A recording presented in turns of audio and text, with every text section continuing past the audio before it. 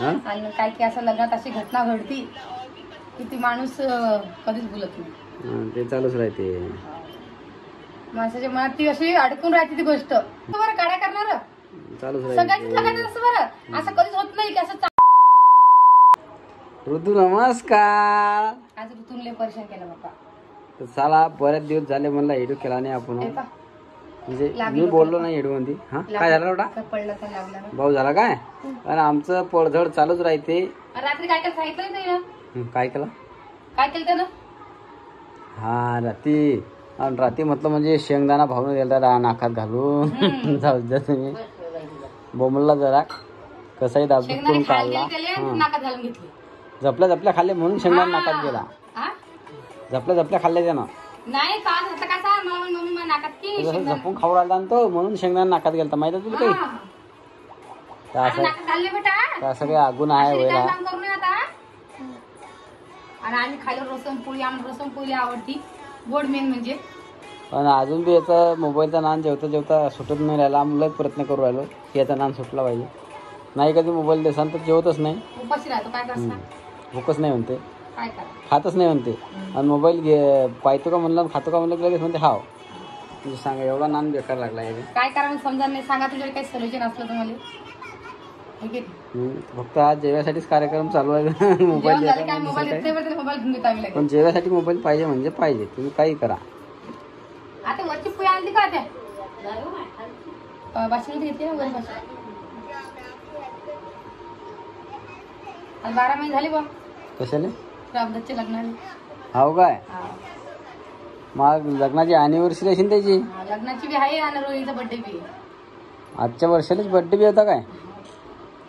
म्हणजे एका कामात दोघी कामं झाले. बर्थडेच्या दिवशी तिचं म्हणजे आजच्या एका वर्षाला आम्ही कुठे होतो? जालन्याला होतो. आलतो घरी लग्न लावून आलतो घरी. हा लग्न लावून घरी आलतो समजा. पण आपण जालन्याला होतो समजा. बोला. मी याच्यातली 20 रुपये. तुम्ही पैशावर पार्टी आहे बा. हा खरीच नाही तर गंमत काय आहे की नाही? आहे ना सोना? पैसेच करते पोरगी. 50ची नोट खिशातली घेतली ना म्हणते मी 20 घेतो. 20 तर नाही बेटा पण ती 10 घे. आहे की नाही? 10 आणि 12 पैसे असं आहे का? खाऊन खायला नाही खायला पैसे द्यायचे. घरात खायला आहे ना. लेकराला पैसे कोण देईल मग आता हिले अजून 3 मागायले. मग चालूच असते लेकर आपल्याला पैसे कशाला द्यायचे? काय आणणं असेल दिले 8 रुपयाच खातो म्हणते बा. चालेल काय 30 रुपये वापस आणून दे ना. तुला कटिंग करायला गेले तुम्ही ना? अरे ऋतू म्हणते मी येतो पण मी तटी गेलो काय म्हणते माहिती आहे का? माडोख्यात भाऊ झाला. भाऊ झाला. पाण्यात किती केस काढले मला. पडला की नाही तो कोंबा लावू देत नाही डोक्याला. माडोख्यात भाऊ झाला म्हणते काय करशील? कटिंग करायला चालला येतो म्हणते मी. हा म्हणते आणि तटी गेले की तटी गेला म्हणते माडोख्यात भाऊ झाला काय करशील? काय रे इकडे पाय काय म्हणते तू? तू 12 महिने झाले बा. काय सुनून काय की असं लग्नात अशी घटना घडती की ती माणूस कधीच बोलत नाही, ते चालूच राहते. माणसाच्या मनात ती अशी अडकून राहते ती गोष्ट. बा असं काऊन झालं असं काऊन झालं. पण असे लग्नात कोण ना कोणतरी असतं बरं काड्या करणार. सगळ्यांचीच लगायचं असं बरं, असं कधीच होत नाही की असं चांगल्या पर्याने लग्न झालं म्हणून. हा कोण ना कोणतरी असतं तेल टाकणार. काही ना काही कामं पोरी कडले म्हणा की पोरा काढले म्हणा कोण ना कोणी असतं म्हणजे असतं चालूच असतं ते. आता सध्याच्या पिरियडला काही लय कठीण काम होऊन जाईल. आता पोरी करायला वाटतं की आम्ही लय मोठे. पोरा कळले म्हणजे असं झालं तिथं पोरगी झाली पोरगा झाली पोरगी असं होऊन जायला. आता त्याचं पोरीचा सायटेस आहे ना वेगळे. पोरीचा सायटेस आहे. गरीबाला कोणी पोर देत नाही त्याच्यामुळे. पण मग मायबापाच पोरीवाले म्हणतात की नाही आम्ही मोठे तुम्ही लहान असं व्हायला ते. आता पहिले कसं होतं? पहिले असं होतं की पोरीवाले म्हणत आम्ही लहान आहे बा, लहानची गोष्ट नाही व पोरग्याला पण मग मोठे आहे बा. मी मेन गोष्ट कशी म्हणून म्हणते, काळ बदलला तो. काय बदल खरी गोष्ट करतो. पण आता मेन म्हणजे माझ्या पाय समजायला पाहिजे ना की आपल्या पुरी तरी संसार करणे तरी ती राहणार आहे, तर सगळं आपल्याला समजून घेणं आलं. ते काही नाही आता संसार गिरसार काही नाही, जरा काते उपट कधी केलं ना तर ते पोरगी जाऊ शकते तिच्या मायाबापाकडे. माहिती तुला आता आता असा काळ निघालाय. काय असं म्हणजे त्या पोरग्याला धाक वाटते की मग मम्मी बायको आता राहिली तर मी काय करू पुढे, असं व्हायला.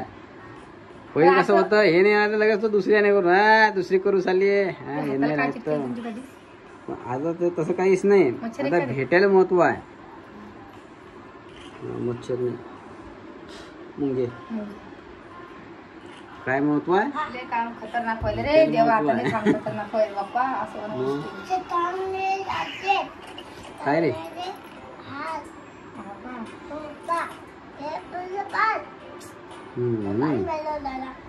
लय कठीण काम झाले बाप्पा आता आजकाल.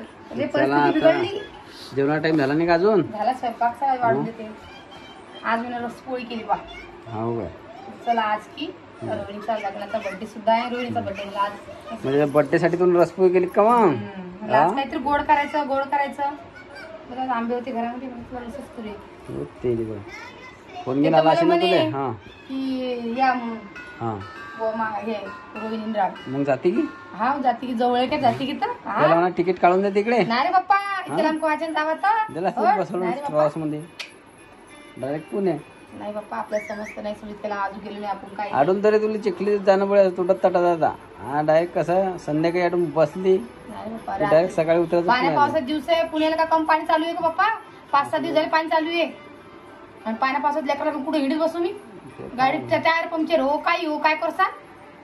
मग नाही बाप्पा आता नाही बाप्पा जाऊ दिवाळीच्या हप्ते जाऊन येतो मग. तर आज की आपल्या तुम्हाला सगळ्यांना माहितीच आहे की आपल्या राम भैया आणि रोहिणीचा लग्नाचा वाढदिवस आहे. तर तिला आमच्याकडून सगळ्यांकडून लग्नाच्या हार्दिक हार्दिक शुभेच्छा तुम्हा दोघांना. आणि सुखाने संसार करा. आणि अजून एकदा रोहिणीला तुला सुद्धा वाढदिवसाच्या हार्दिक शुभेच्छा. कारण आज तुम्ही हे खूप मस्त करायले. लग्नाच्या दिवशी स्वतःचा बर्थडे साजरा करायचा खूप मस्त झालं आहे आणि आपलं खूप आवडलं. म्हणून अजून एकदा सगळ्यांना असेच सुखाने संसार करा एवढंच माझं म्हणणं आहे तुम्हाला. आणि असेच तुमचे आयुष्य सुखात जाऊ. तर हेच व्हिडिओ बनवून सांगणं होतं. आणि कधी कधी होतं असं की बुवा आपण असं म्हणजे त्या गोष्टीला मी विसरले होते. पण अचानक सकाळी म्हणजे माहीत पडलं की बाबा आपल्या रोहिणीचा लग्नाचा बड्डेचा म्हणजे बड्डेचं काय लक्षात होतीच मला. पण तिच्या लग्नाचा वाढदिवस हे माहीत होतं. पण ती लग्नाची गोष्ट काढली सोनलच्या पप्पांना तर मनाला असं अटकलं की बुवा कसं असतं की जुनी आठवण ताजी होऊन गेली की लग्नात काय काय झालं काय काय नाही आपण काय काय केलं काय काय नाही. पण अशा काही गोष्टी असतात त्या मनाला अशा ठसकन दिशी लागतात तर ते माणूस मरून जातो. पण ती गोष्ट कधी विसरत नाही. ती गोष्ट अजून सुद्धा माझ्या मनात आहे. आता जाऊ दे आता मी काय ती गोष्ट तुम्हाला सांगत नाही. ती होऊन गेली गोष्ट. ते म्हणतात ना रात गई बात गई तशी गोष्ट आहे ती गोष्ट काय तुम्हाला मनात काय सांगणार नाही. आणि आता मला जसा की आमचा ना रोहिणीचा परत दिवशीच फोन आलता तर आमच्या लग्नाच्या वाढदिवसाकरता तुम्ही या म्हणे इकडं आपण सगळेजण सेलिब्रेट करू म्हणे. ऋतूला घेऊन या म्हणे. आम्ही तिकीट सुद्धा काढतो म्हणे. पण या पण माझा जीव नाही म्हणला कारण खूप लांब आहे आणि ऋतूला घेऊन त्याला आम्ही जाऊ शकत नाही. आता तुम्ही सांगता गाडीत बसण्यात जाणार नाही कारण की आता सध्या पाण्याचं वातावरण आहे.